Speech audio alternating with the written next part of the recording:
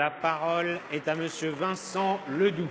Merci, Monsieur le Président. Ma question s'adresse au ministre des Affaires étrangères. Que compte faire concrètement la France au Conseil de sécurité de l'ONU pour contribuer activement à une solution durable de retour à la paix civile en République démocratique du Congo? Car la situation subie aujourd'hui par le peuple congolais est terrible. Aujourd'hui, il ne s'agit plus seulement de dénoncer, mais d'agir. De quoi s'agit-il? De permettre à ce pays la tenue d'élections démocratiques et de faire respecter une constitution bafouée par un chef d'État qui se maintient illégalement au pouvoir depuis plus de 2 ans. De faire advenir un État qui protège son peuple plutôt que de le museler, l'emprisonner ou l'assassiner. De faire respecter les lieux saints, comme ces églises catholiques profanées par des incursions militaires, de rétablir la confiance et la concorde au sein d'une nation maltraitée et humiliée. La RDC, c'est un territoire 4 fois supérieur à la France, 80 millions d'habitants, 10 millions à l'extérieur, un taux d'alphabétisation très bas, comme un niveau de vie très bas. Cruel paradoxe pour ce territoire qui regorge d'innombrables ressources minières et minérales. Face à cette maltraitance d'État, la France, avec les Nations unies et l'Union africaine, doivent protéger ce peuple vulnérable et faire raison à ses droits, une gouvernance démocratique, des élections libres, une économie inclusive.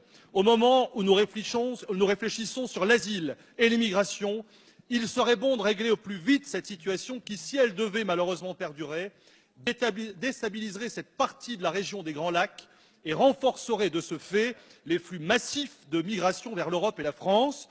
Dans ces derniers jours, plus de 4000 réfugiés ont fui vers le Burundi pour échapper au conflit entre les groupes armés et l'armée congolaise dans l'est du pays. Alors, Monsieur le Ministre, merci de nous préciser l'action extérieure de l'État français dans cette terrible question congolaise. Merci, Monsieur le député. La parole est à Madame Nathalie Loiseau, ministre chargée des Affaires européennes. Monsieur le Président, Mesdames et Messieurs les députés, Monsieur le député Ledoux, vous avez raison, la situation en République démocratique du Congo est vivement préoccupante. Qu'il s'agisse des droits de l'homme, de la situation politique, de l'insécurité ou de la situation humanitaire.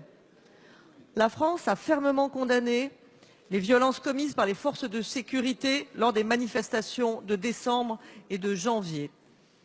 Nous appelons les autorités congolaises à s'assurer que les responsables de ces violences soient traduits en justice. La situation dans les Kasaï recueille particulièrement notre attention. Des événements graves s'y sont déroulés que nous condamnons naturellement. Toute la lumière doit être faite sur ces violences. Je lance à nouveau un appel au respect des droits de l'homme et des libertés publiques en RDC, ainsi qu'à un usage proportionné de la force. La France demande à toutes les parties prenantes de s'abstenir de tout recours à la violence. L'Union européenne a d'ailleurs adopté des sanctions individuelles en raison des violations des droits de l'homme en RDC. Vous avez raison, des élections transparentes permettant une alternance pacifique et démocratique sont plus que jamais indispensables.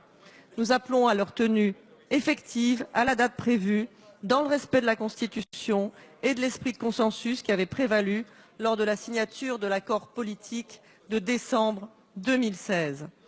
Nous travaillons avec nos partenaires, en particulier avec l'Union africaine et les pays de la région.